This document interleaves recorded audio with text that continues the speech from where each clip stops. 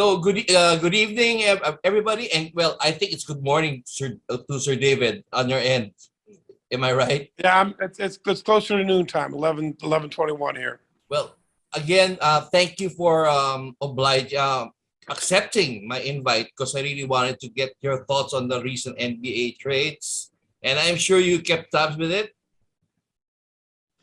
A little bit. I mean, we're so busy in what Yeah. we do. It's hard to really follow everything closely, but there's some big names in there, so you got to go. There's some interesting moves, and it might be good all the way around. I mean, I don't think there was anyone that's going to devastate anything by making these chances. I mean, I think obviously the Philly Brooklyn thing is the big one, but the Porzingis going to Washington, interesting move for Washington. They weren't getting the most out of him, and he wants to be more than he is, I think, right now in Dallas. Mm-hmm. So, maybe they can use him more, and Washington probably needs something to get over the top. Mm-hmm. So, that's probably a good move for them. And, I love Sabonis. I mean, I think he's a whale of a player in Indy for the Pacers. And, I mean, he might be a difference maker. And the Pacers have struggled all year, having some guys like Buddy Hield come in that could score, and the other kid that could come in, Tyler, is it Halliburton? Is that his name? That comes in. Yeah, Therese Halliburton. They're bringing in a couple of scorers that, I mean, you got to give Carlisle some new pieces to work with when you've been muddled in the water for so long. And, so you look at all that, and then you go to the big one. I don't think that those three, I don't think that experiment with those three in Brooklyn was ever going to work out the way they'd hoped to. So bringing in a guy that's more of a facilitator, not a bad move. And they got some good pieces with Curry and Drummond that, they filled some holes. And, again, Doc's one of the best veteran coaches in the league. Maybe he can figure out how to use Harden here the last half of the season and get something from him. Okay. Well, another reason why I wanted to talk to you, Sir David, is we talked about Ben Simmons the last time we were with Vince Wico. So how do you think this will work out? I mean, him going to Brooklyn and with Kevin Durant and Kyrie Irving, how do you think? I know you mentioned before that it would take the right coach to get the best out of Ben. Do you think this is that move? I think that I lived in Canada, and Steve Nash is basically a god up there. They love him. Mm-hmm. He doesn't make many mistakes. I mean, he's a really smart guy that people really like a lot. I mean, I've never heard somebody say a bad thing about Steve Nash. Mm-hmm. And he's Canadian, but he's originally from South Africa. Mm-hmm. So I mean, he's just got a different way about him that might connect. And I think I like the move a lot because Patty Mills is on that team, mm-hmm. and he's Australian, and he's taking ownership of Ben's welcome to the team. So you've got a guy that he knows real well, that he trusts real well, that he likes real well. You got a coach that's really easy as far as his demeanor, and he's got fire in his belly, obviously, or he wouldn't have been such a great player. And you got a team that wants to win now. So, he does not have to hit the big shots because you got two big shot makers that want to do it, and Mills can do it if he needs to. So you've got a really interesting, environment for him. And I think that might be the right environment for him. And I think that's key is a guy that's got grace like Nash does. Because, I mean, he's just he's rebuilding the Canadian national brand. There's more Canadian players in the NBA than any other country in the world besides the U.S. There's no reason why that team shouldn't be one of the best international teams there is. And they struggle to get into international play sometimes, like the Olympics and things like that. And since Nash has gotten involved, he's done a better job getting more of the star players to want to play. So that's the secret. If you look at the other countries that are really good, the Lithuanias and the Spains and the Italys and the Australias, those kids grow up wanting to play on the national team. And the kids in Canada want to grow up to play on the NBA. Nash is turning that around and getting them convinced that the national team has some cachet to it. And again, if he can do that in Canada, I think he's going to do a nice job with Ben Simmons and these kids. I'm excited for it. Looking on the other side, what can you say about the James Harden going to the Sixers? Will he be able to coexist with Joel Embiid? Is it a fit? Yeah, I mean, I think that the big things with Embiid is that he needs the ball when he's open. Okay. And as long as James is aware of that and he doesn't hold it, and sometimes guys that do a lot of triple doubles and assists, they hold the ball too long till they make certain that's going to be a bucket. You know, in hockey, you've got the assist and you also count as the assist if you throw a pass that leads to a pass that leads to a bucket. We don't do that in basketball. It's got to lead direct to a bucket. So I think it's important for him to really fit in to get Embiid involved early and often and use him because he's just that good. And he wants to be a star. He said, you know, the other day he was quoted as saying that, you know, he thought Ben wanted to be a star more than he wanted to win. Yeah, I don't know if that's fair. I don't know if that's fair for him because he's the star saying that. So when you're the star, it's easy to say, well, everybody wants to be the star and there can only be one. But he's awfully good. I mean, he's a legit MVP candidate. And you know, I don't think Harden's stupid. Harden wanted to go there. So he wants to win. He wants to win now. He knows that Doc's won before. He knows that, you know, Doc got those three guys to play well in Boston. He probably made the most out of his LA Clippers run. Don't know if they had an outside scorer to go with them that kind of kept them off as far as a pure outside scorer, not just a JJ Redick that could catch and shoot, but a guy that could really score it every time down the court, like a Ray Allen or someone like that. But, you know, with Harden, you know, Morey loves him. You know, maybe it's a great fit for him. I hope so because, you know, everybody wants that legacy championship. I mean, you watch Shaq kill Charles Barkley every time he opens his mouth with, you can say what you want to, but I've got 4 championships and you don't. So, you know, and Charles is like, well, you played with Kobe and Dwayne Wade. Well, say what you want to, he's still Shaq and he got it done. And those guys are very much aware of their legacy. And I think that Harden's at that age, you know, you're 11, 12 years in. How many more do I have? He's not LeBron. He's from a different planet. They've never seen anyone that can run and jump at his age after 17 years in the league. He's as fine an athlete as we've ever seen. Okay. You mentioned this name earlier. Kristaps Porzingis. What was Dallas thinking about this move? Or did you see this coming? Given that he has been playing sparingly because of injuries, he said, "Yeah, you know, it's funny. You know, I played for Phil Jackson in the CBA, and the guy that worked with him, that's in that Last Dance, I'm a really good friend with. And when Phil was at New York, just before he left the team, he said he wanted to trade Porzingis, and everyone was up in arms. You know, they were like, "Well, he's young, he's hanging with the wrong people, he's doing the wrong things." And the real answer I'd heard was that Phil was concerned on how his body would hold up. His hamstrings were really tight. There are things that trainers can tell you about people's body types that go, the knees could go, things could happen. And if you're not correcting it with the right inserts and all that things, it's going to be a tough time. And, you know, I think that was Phil's concern back then. I don't know that I heard that through the grapevine, but if that's true, man, he was prophetic because he's not played nearly as many games as a guy of his talent is. I don't know if it's as much the injury though as maybe the experiment doesn't work right with he and Luka. Luka's another ball dominant guy, and Porzingis needs the ball when he's first open.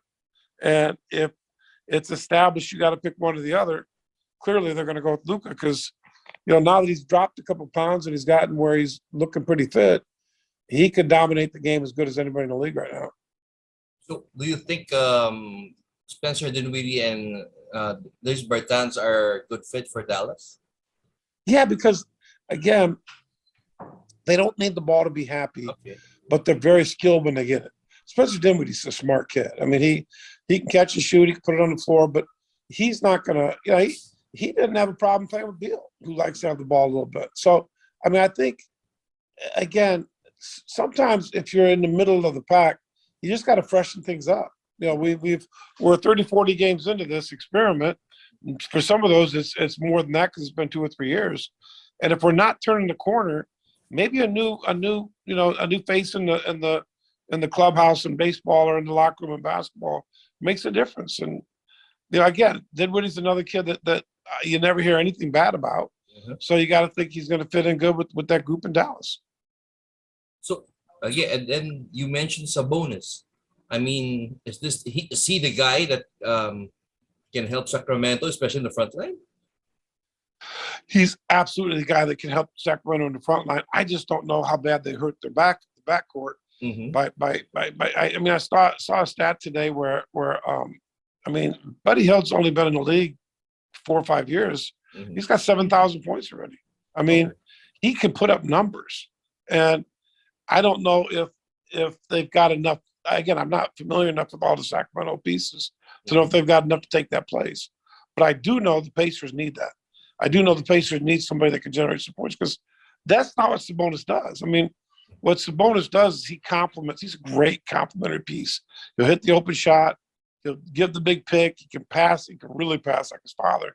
He's a whale of a player, but he needs to have some juice around him to be really good. So about the Pacers, I mean, do you see things promising with them? And Miles Turner, will he be staying now that Sabonis is gone? Because he never got traded.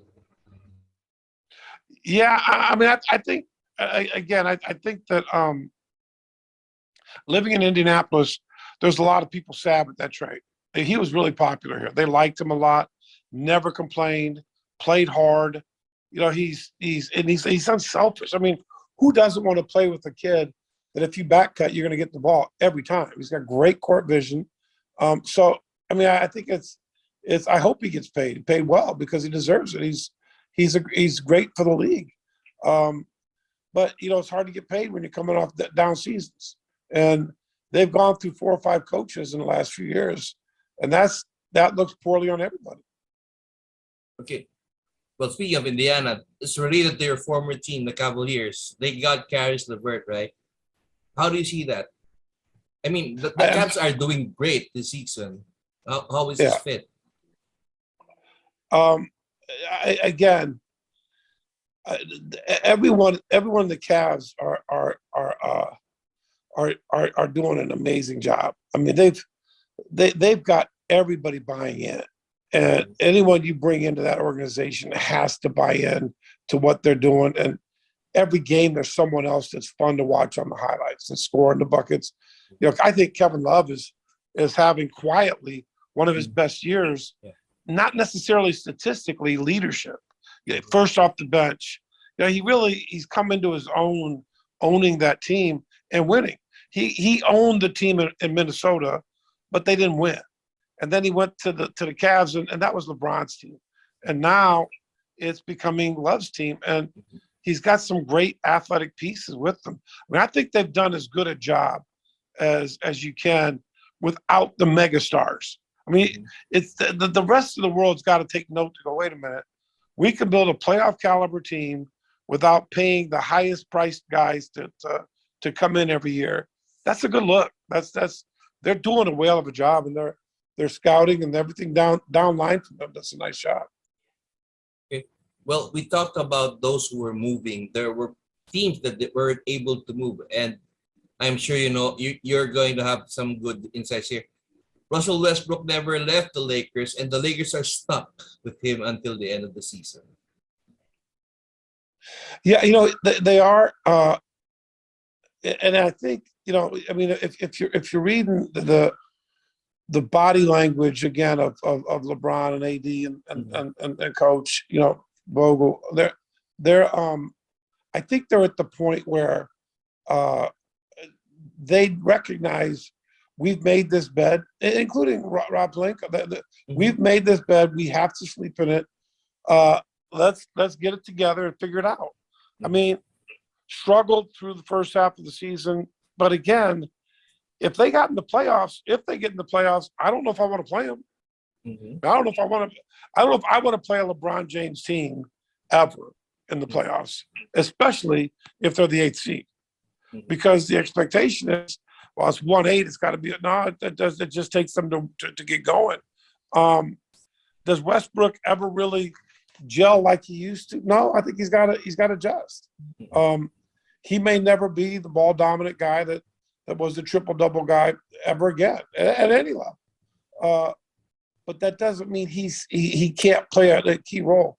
Still very athletic, still can defend when he wants to, still can put up points in bunches if he gets hot. It's almost like if he was more of a Vinnie Johnson type back in the day that comes off the bench and gives you big buckets, big plays, might be an interesting role for him. Who's the kid they got now that's starting to come into his own shooting the ball? Austin Reeves? Yeah. Mm-hmm. No. The shorter Tucker? black guard. Huh? Talon Horton Tucker? Yeah. Talon, yeah. Yeah, they're starting to they're getting some other guys that are starting to play well together, which is good because initially it was going to be all big names all the time, and now they've got some other guys filling their role. I think he's a whale of a coach. I just think he was dealt a tough hands with a bunch of guys that were going to be difficult to build together. And can they close out the season well? You hope so.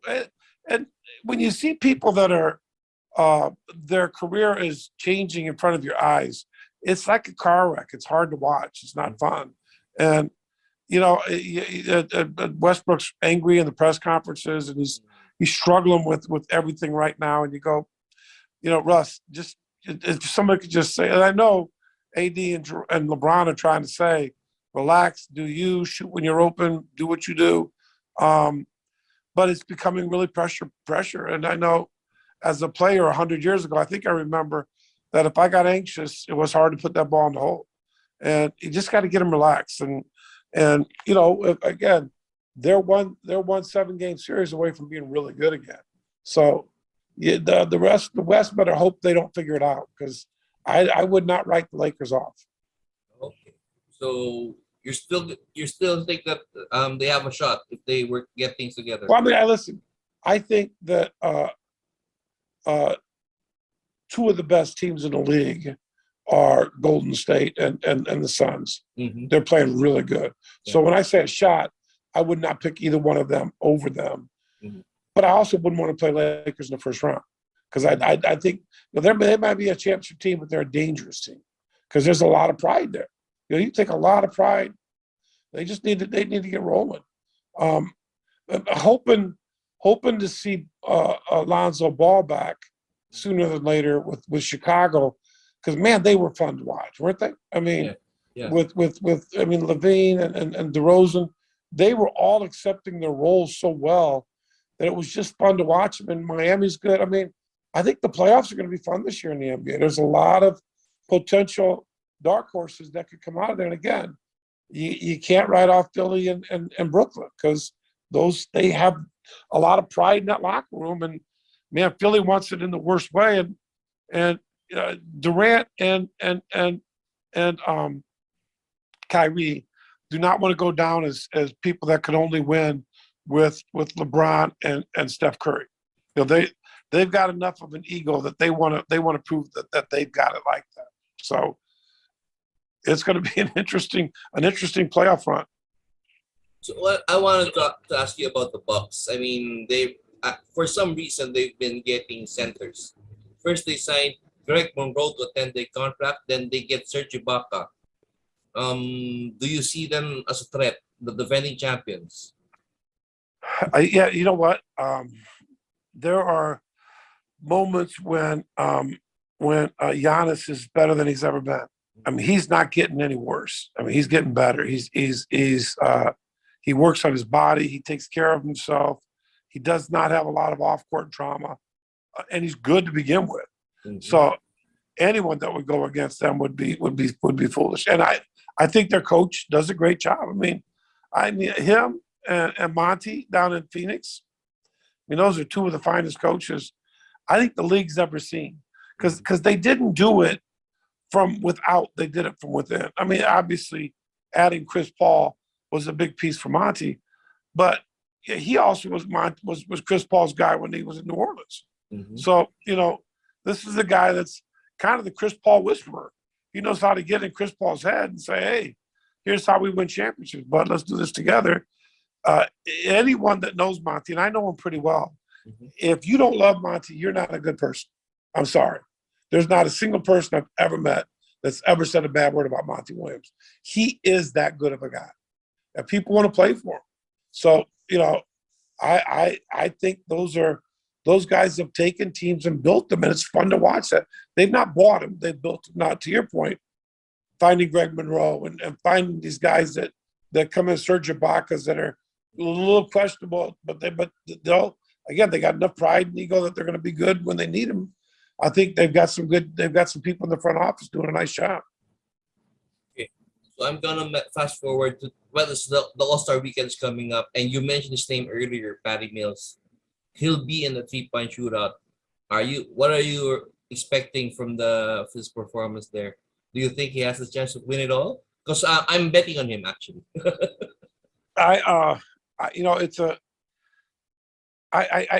I think there's Larry Bird, and then there's everyone else.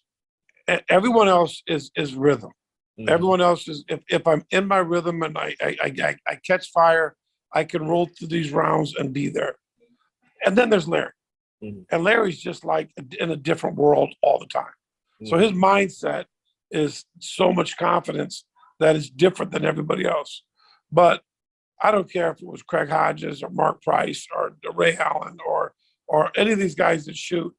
They catch fire. They're Steph, obviously. They're all capable of winning. But and I think Patty Mills is the same way. I think if he catches fire, it's just a matter of that first rack. If you hit a few of the first rack, I mean, we're going to do our first ever All-Star game in TBL, and we're real excited by it. And it'll be interesting. I mean, we just had our draft combine, and there were some kids that were looking in the rim. It is amazing how athletic some of these guys are out here, guys that you've never heard of. So you look at these NBA guys, you're going, man, that dunk contest looks like it's going to be fun, and that 3-point shooting, just it's a good product. I think it's going to be great. Okay. Well, you mentioned I wanted to dig in with the TBL. So how are things? I seen the draft combine. Yeah, I've seen. So how are things going there? Things are amazing. I mean, for us, Lindy Waters III just got picked up from the OKC Blue to the OKC Thunder. That makes our third NBA player this year that's come through TBL. That's pretty salty. That's pretty good. Our player, our top player of midseason last year was leading Greece in scoring and just left Greece to go to the top division in Turkey. The second division in Turkey, the MVP will be from our league, Chance Comanche. You're just looking at the movements around the world. It looks awfully good, the kids that are coming through our brand. So we're really happy that we're able to do that. The fact that we had an amazing snowstorm for Indianapolis that shut the airport down for 2.5, 3 solid days. Still 80% of our teams were represented there in person, 90% with employees. The kids, I think we're expecting probably 125 a day, and we had over 100 each day. Again, they got through the snow. They did whatever they had to get there. And, when you see 88 kids get drafted to have a chance to play pro basketball, it's pretty comforting to know we're giving young men opportunities. And that's really the vision, Brian, of what we want to do is really help these kids fulfill their dreams. And, we've got some team market owners. I just saw where our team in Owensboro, Kentucky, has given $75,000 to nonprofits in the last year. For a league our level, that's a lot of money. Yeah. That's really a big commitment. I see our team in Jamestown, New York, they left the combine just a little early, had their draft picks ready to go, because they wanted to be in Cleveland and take 20 kids that they're mentoring from Jamestown, New York to Cleveland so they could watch their first pro basketball game. They got them in luxury suites. They got them on the court, got to meet some of the guys. I mean, the things we're doing in our community, I'm really proud of. So I think we're in the best place we've ever been in. 44 teams going into the season, and a lot of great owners, a lot of great coaches, and I think talent like we've never had it. I'm interested about Lindy Waters. What can you tell us about this player? I mean, You know, yeah, who's the kid? Who's the rookie from Australia that's doing so well for them for Australia. Oklahoma City? Wait, I know that name. Uh, He's about a 6'5" point guard. yeah. Wait. Lindy's a little like that. Okay. He's 6'6". He's really athletic. Mhm. He's of Native American descent, which is I don't know how many of those guys have ever gotten in the NBA, but he's a proud Native American. I think he's Choctaw, but I'm not certain. He's what he is, but he's went to Oklahoma State, 4-year starter at Oklahoma State, and he plays like the kid from Australia, except the kid from Australia was a pro at 16. Josh So Giddey. by the time, huh? Is it Josh Giddey? Yeah, that's a good Yeah. call. Get it. So here you got a 19-year-old just broke LaMelo Ball's record as the youngest guy to ever get a triple-double. Yeah. And then when I was watching him, I'm like, man, he plays like Lindy. Lindy's a little bigger. Lindy maybe shoots it better and maybe a better athlete, but he's 24. And what happens is in the NBA, they want you at 19, not 24. So the fact that he's even getting the look he is remarkable and a testament to him. If they give him a fair shot, he's going to stick for a long time. They signed him to a two-way, which means they're planning on keeping him in the program for a while. And I'm going to tell you this, again, he will be the best kid in that program. They're going to love him. He's a wonderful young man. And all of our guys that have been picked up so far as human beings, we're proud of. They're just really wonderful young people. And they help you win.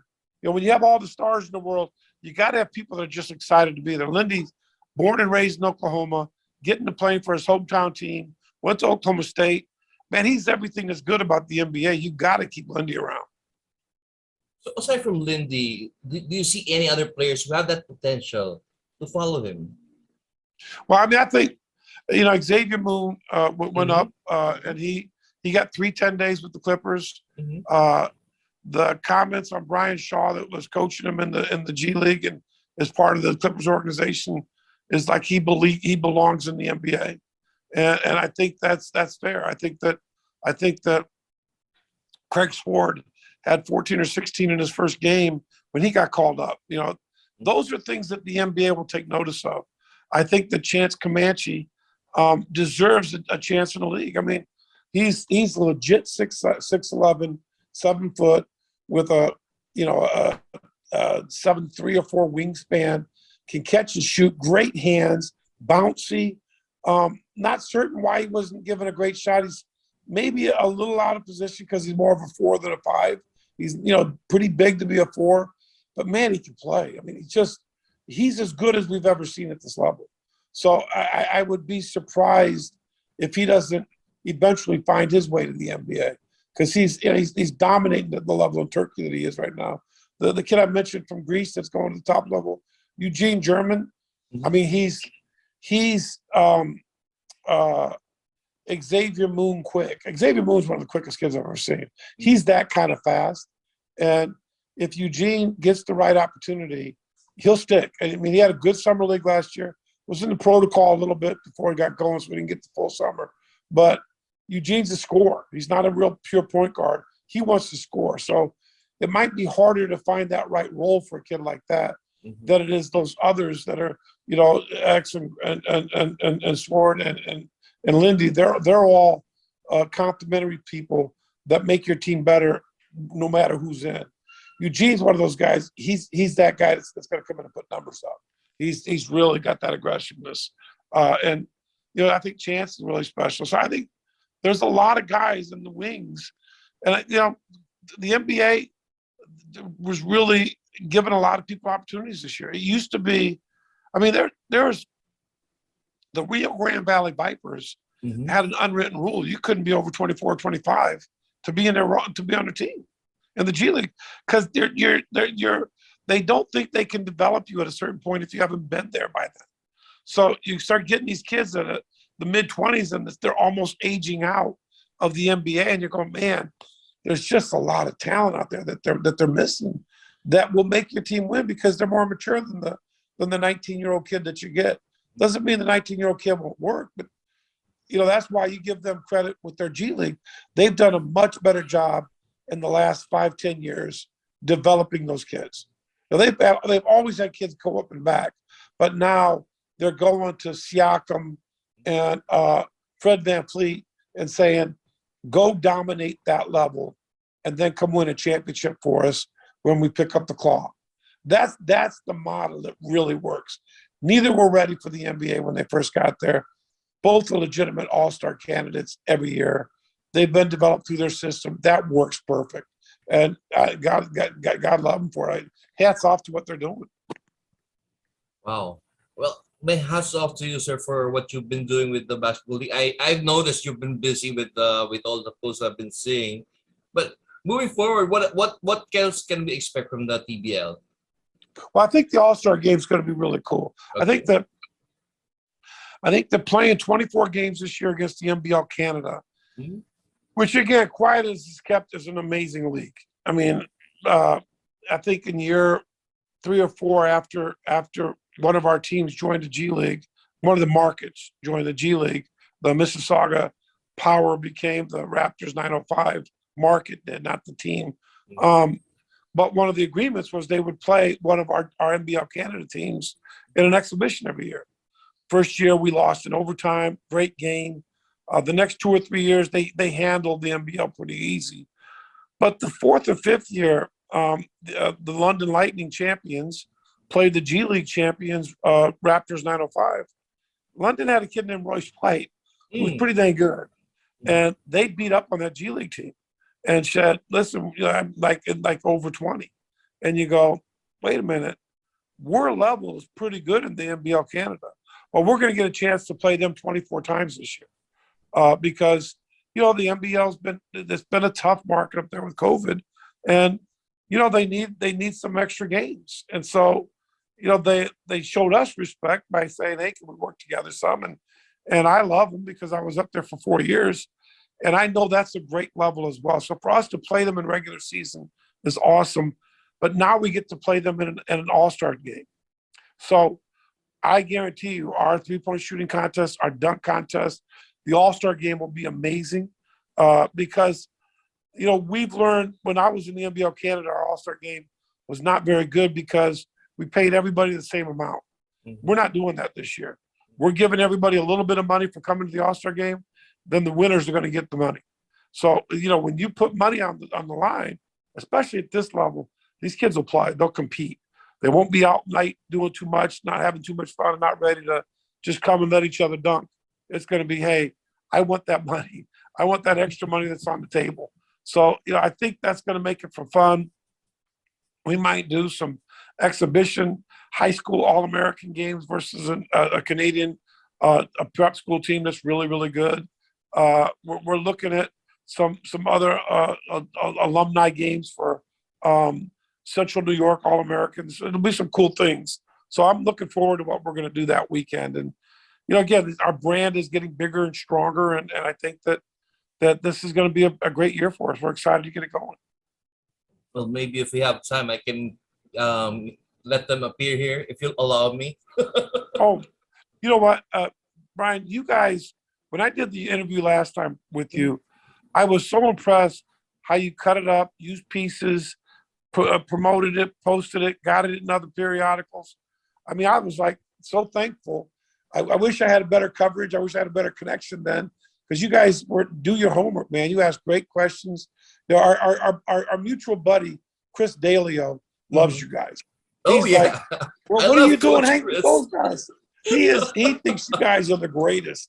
And he's right. I mean, I think that it's awfully cool to get to be interviewed by people that really know the game in a country that really loves the game. I mean, we know that is a really popular sport in the Philippines, and we're just excited to be able to visit with you. And I think with our TBLTV.tv games, you'll see our product being played all over.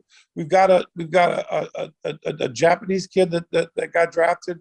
We've got an Australian kid that got drafted, a couple of African kids, Canadian kid. I mean, we're going to be a little bit more international flavor ourselves this year. Yeah. Well, you mentioned Coach Chris, and we're supposed to do a podcast, but our schedules just don't drive.